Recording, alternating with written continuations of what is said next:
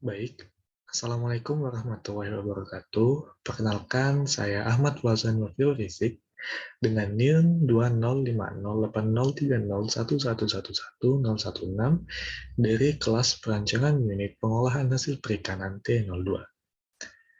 Di sini saya akan mempresentasikan mengenai pelajaran pabrik, yaitu terkait definisi pabrik dan pemilihan lokasi pabrik. Oke.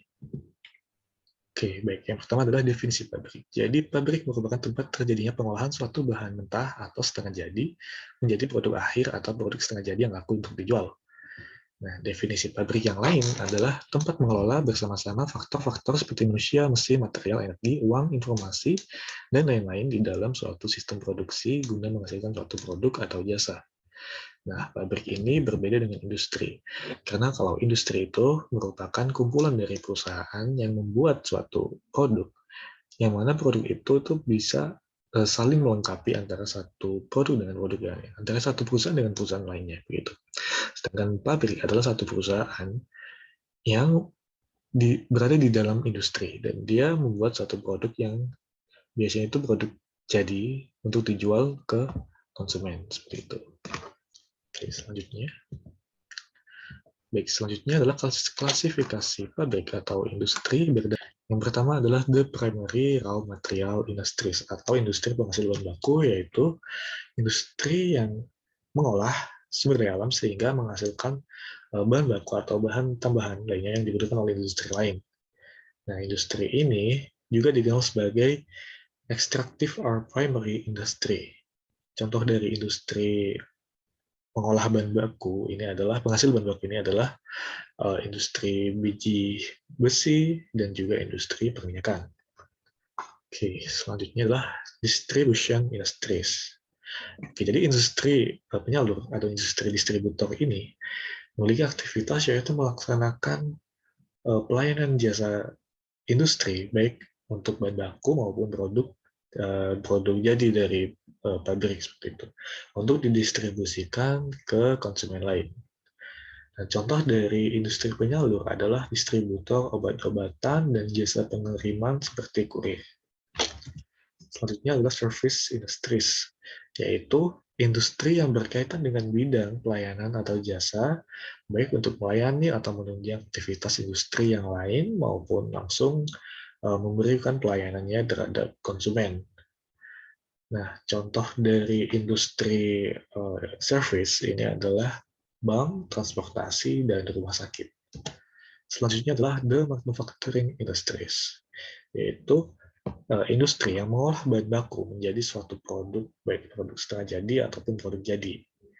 Untuk contoh dari industri manufaktur adalah industri permesinan dan industri kendaraan, seperti itu. Oke, selanjutnya adalah dasar-dasar perancangan pabrik. Oke, yang pertama adalah perencanaan finansial. Jadi perencanaan finansial ini dapat berupa modal pribadi, pinjaman bank, ataupun modal dari investor. Selanjutnya adalah penentuan lokasi pabrik. Yang ketiga, seluruh perencanaan yang diperlukan untuk melakukan fisik pabrik. Nah, perencanaan-perencanaan ini contohnya adalah SDM, sumber daya manusia, kemudian bahan bangunan, alur proses produksi, hingga pemilihan mesin untuk kelancaran produksi. Lalu yang keempat adalah desain pabrik. Nah, desain pabrik ini sebaiknya didesain oleh orang yang berkompeten supaya hasilnya bagus dan aman untuk orang-orang dan juga aset-aset yang ada di dalam pabrik tersebut. Oke, selanjutnya adalah cara mencapai tujuan pendirian pabrik. Nah, tujuan utama pendirian pabrik ini adalah untuk memproduksi barang yang bisa memasukkan kebutuhan konsumen. Nah, gimana sih cara untuk mencapai tujuannya? Oke, yang pertama adalah tentu saja melakukan riset pasar dan peramalan penjualan dan kebutuhan konsumen. Selanjutnya adalah kebijaksanaan manajemen. Jadi, kalau manajemen ini bijak, cara untuk mencapai tujuan pendirian pabrik ini akan tercapai lebih cepat juga tentunya. Oke, selanjutnya perancangan produk. Ya, sebagai yang kita tahu bahwa pabrik itu memproduksi barang yang memuaskan kebutuhan konsumen. Tentunya perancangan produk ini bukan salah satu cara untuk menciptakan produk yang dibutuhkan oleh konsumen seperti itu. Selanjutnya adalah merancang proses dan kegiatan produksi atau operasional. Kemudian selanjutnya adalah merancang lokasi dan tata letak fasilitas pabrik, yaitu plan layout dan design. Jadi dalam penataan di pabrik itu, kita harus tahu bagaimana kita menempatkan bahan baku, menempatkan ruang produksi, dan juga menempatkan produk akhir ya. Jadi storage kita itu harus terpisah menjadi dua, antara bahan baku dan juga dan juga produk. Nah, selain itu, kalau misalkan pabrik ini memiliki peron yang tinggi, itu perlu disesuaikan juga dengan ketinggian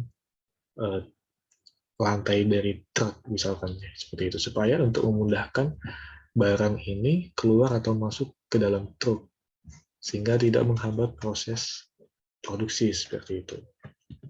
Selanjutnya adalah menganalisis perhitungan biaya. Kemudian selanjutnya realisasi proyek pabrik. Realisasi ini bisa dengan menyewa kontraktor seperti itu ya. Selanjutnya melaksanakan proses manufaktur. Oke. Nah, sebelum kita melaksanakan proses manufaktur ini, saya ambil contoh di PT Lesafre Sarinusa ya, yaitu PT penghasil ragi dari Prancis yang ada di dekat rumah saya. Nah, saat masih tahap realisasi proyek pabrik, PT tersebut sudah melakukan open recruitment saat pabrik ini sudah sekiranya tinggal finishing saja gitu. Jadi udah 90% sekian. Nah, saat itu open recruitment ini dimulai dari open recruitment tingkatan direktur dan kawan-kawannya. Jadi dari petinggi-petinggi pabrik tersebut, seperti kepala bagian dan juga ya semacamnya seperti itu. Kemudian open recruitment terakhir kemarin adalah open recruitment untuk bidang yang lebih rendah seperti produksi dan pemasaran dan kawan-kawannya seperti itu. Nah, nanti setelah kontraktor, kedua kontraktornya di sana adalah Tata Construction. Setelah Tata Construction ini nanti keluar dari setelah menyelesaikan pabrik tersebut, setelah menyelesaikan proyek pabrik tersebut, nantinya yang diharapkan adalah karena karyawannya sudah ada, tenaga kerjanya sudah terbentuk, tim produksi yang sudah terbentuk, maka proses produksi sudah bisa langsung dikerjakan seperti itu, sehingga return-nya bisa lebih cepat.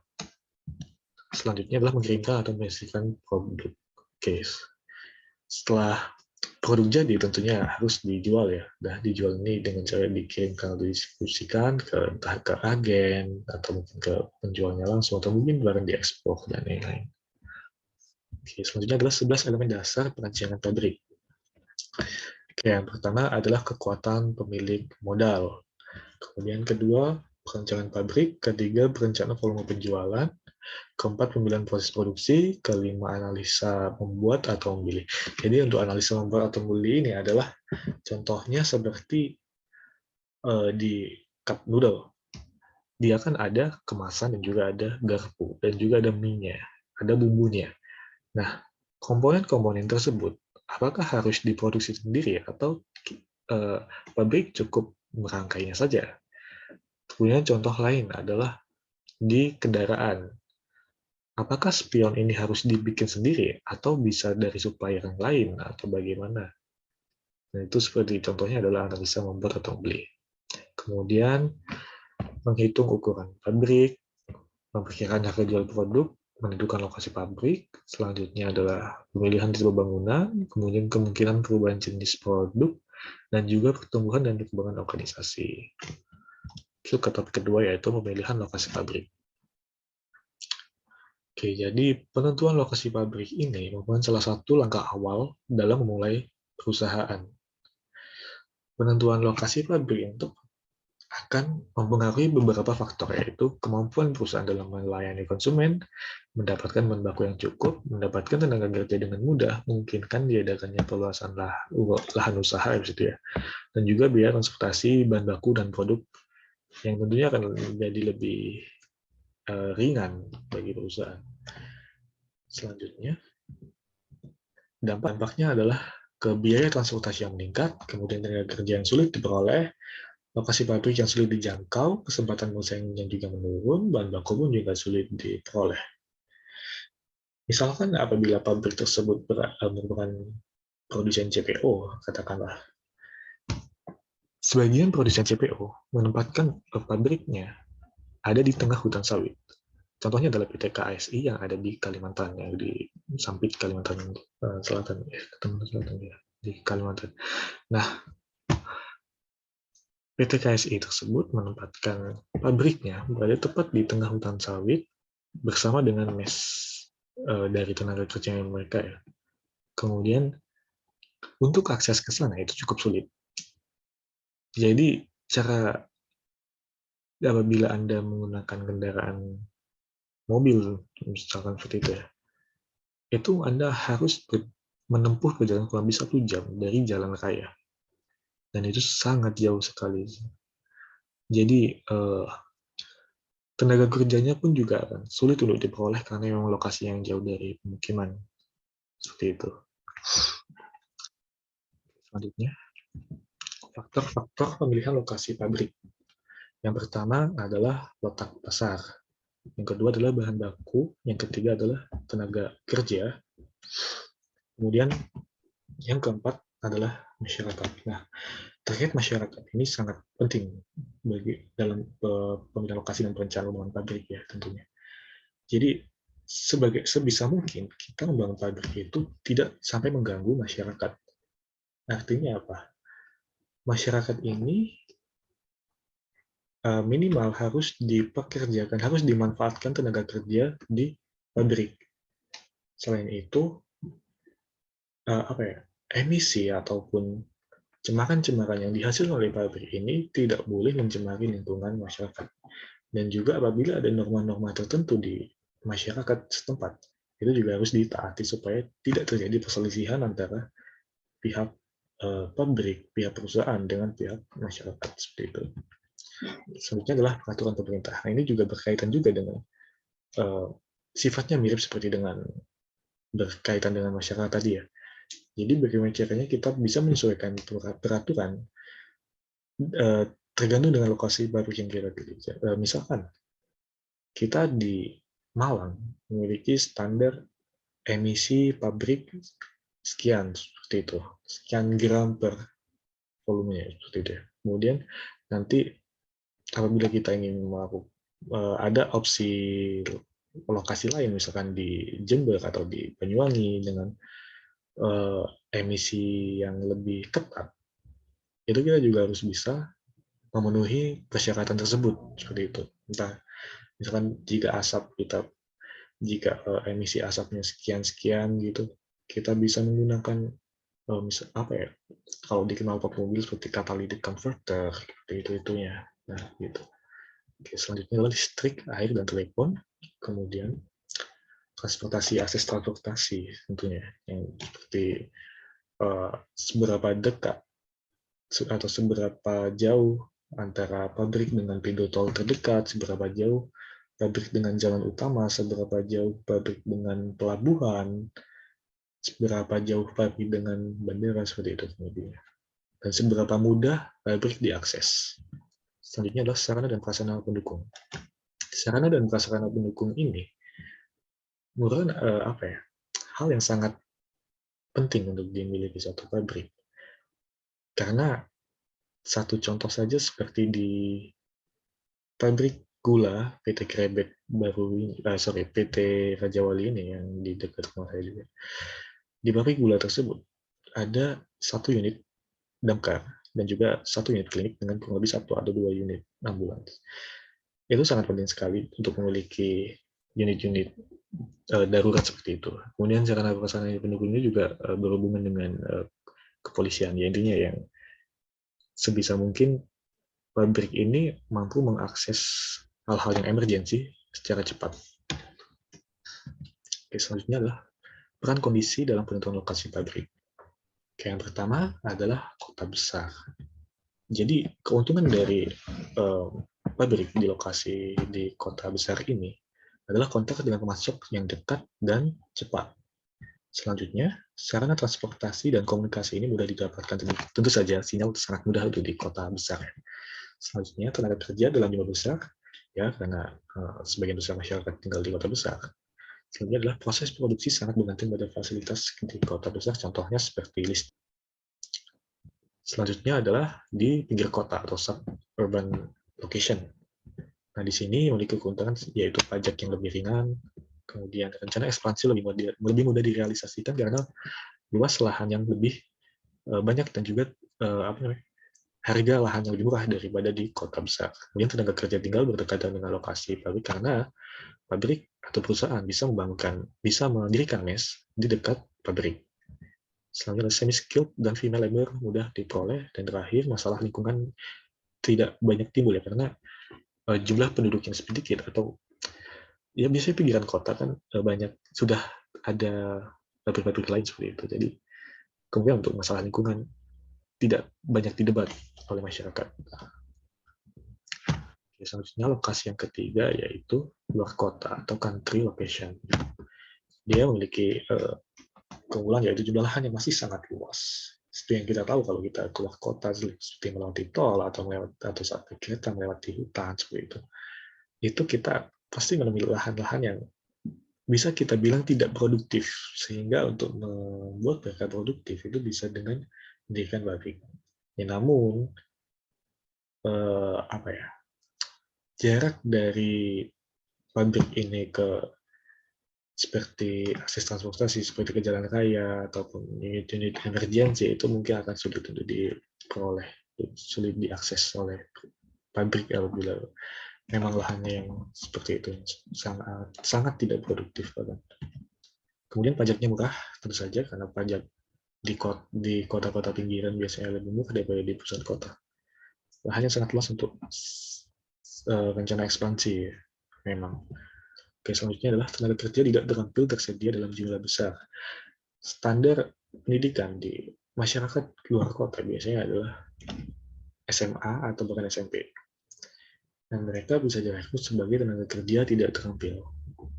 Selanjutnya adalah upah tenaga kerja yang lebih murah. Jadi, setiap kota memiliki UMR atau upah minimum regional yang berbeda-beda.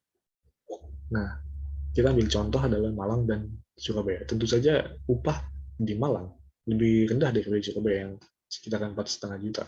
Sedangkan di Malang cukup 3 juta kecil, seperti itu. Oke, selanjutnya adalah metode pemilihan lokasi pabrik. Nah, metode pertama adalah metode faktor rating. Metode ini menentukan dan mengurutkan faktor-faktor yang diperkirakan akan mempengaruhi aktivitas perusahaan nantinya. Nah, di metode ini memerlukan beberapa lokasi alternatif usaha untuk kemudian dikompilasi dan di-rating yang mana yang paling menguntungkan bagi perusahaan. Selanjutnya adalah analisis ekonomi, yaitu membandingkan besaran beberapa komponen biaya untuk setiap alternatif lokasi usaha. Oke. Metode yang ketiga adalah analisis volume biaya. Metode ini sangat bergantung pada kapasitas volume produksi yang akan dihasilkan. Karena secara ekonomi akan berdampak pada biaya produksi variabelnya nanti. Kemudian analisis volume biaya ini bertujuan untuk menentukan total biaya produksi paling rendah dari berbagai alternatif lokasi pabrik. Oke, metode keempat adalah pusat gravity, yaitu menentukan lokasi usaha dengan memanfaatkan lokasi geografis dari pasar yang dimiliki. Nah, pusat gravity ini memiliki rumus yaitu X sama dengan sigma XI kali VI per sigma VI, dan Y sama dengan sigma XI per VI, sigma XI kali VI per sigma VI, di mana XI ini adalah XI, X dan Y itu adalah sumbu koordinat dari satu tempat, kemudian V-nya ini adalah kebutuhan produk di suatu lokasi. Nah, nantinya hasil perhitungan dari sumbu X dan Y ini akan menunjukkan lokasi terbaik yang berada tepat di tengah pasar dari pabrik tersebut.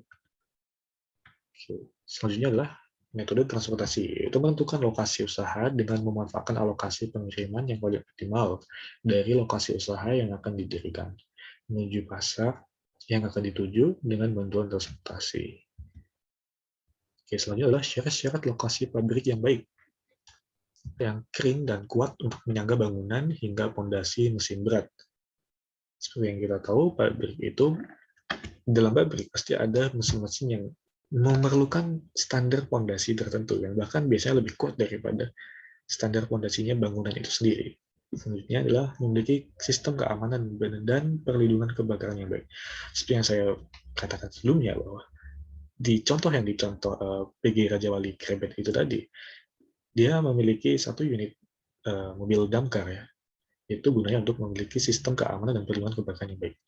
Dan juga di sana security udah pasti sangat banyak dan sangat kuat.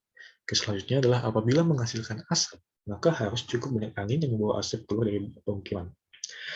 Ini apabila pabrik tersebut berdekatan dengan pemukiman penduduk, maka daerah tersebut, lokasi tersebut harus diprediksi memiliki hembusan angin yang konstan dan kencang untuk menjauhkan asap ini keluar dari daerah pemukiman.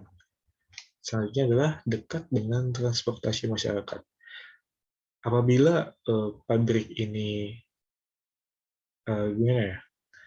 Kalau dia tidak dekat dengan transportasi masyarakat, otomatis pabrik atau perusahaan harus mendirikan mes di dekat pabrik, dan itu memakan biaya tambahan.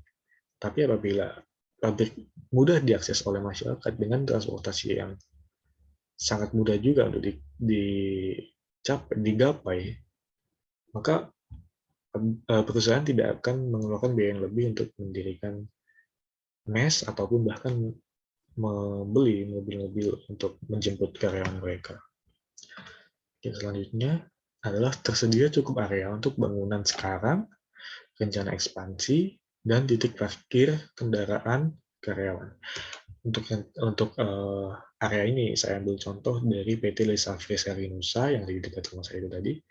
Nah, di belakang pabrik PT Lesa Fresari Nusa ini masih tersedia lahan yang sangat luas, lahan tebu dan sawah padi yang sangat luas. Apabila pabrik misalkan mau melakukan ekspansi, entah menambah bangunan ataupun menambah lini produksi, maka itu sangat memungkinkan sekali begitu untuk memperluas lahan mereka. Karena memang lahan di belakang PT tersebut, di belakang pabrik tersebut masih terhampar lahan yang sangat luas, lahan ya sawah dan ladang tebu yang sangat luas. Begitu. Selanjutnya, tata letak pabrik. Nah, dalam satu pabrik, setidaknya harus memiliki satu ruang penyimpanan bahan baku, satu ruang produksi, satu ruang pemasaran, satu ruang penyimpanan produk, dan satu kantor atau ruang administrasi. Seperti itu. Oke, selanjutnya. Oke, baik, sekian presentasi dari saya. Apabila ada kurangnya, saya mohon maaf. Wassalamualaikum warahmatullahi wabarakatuh. Terima kasih.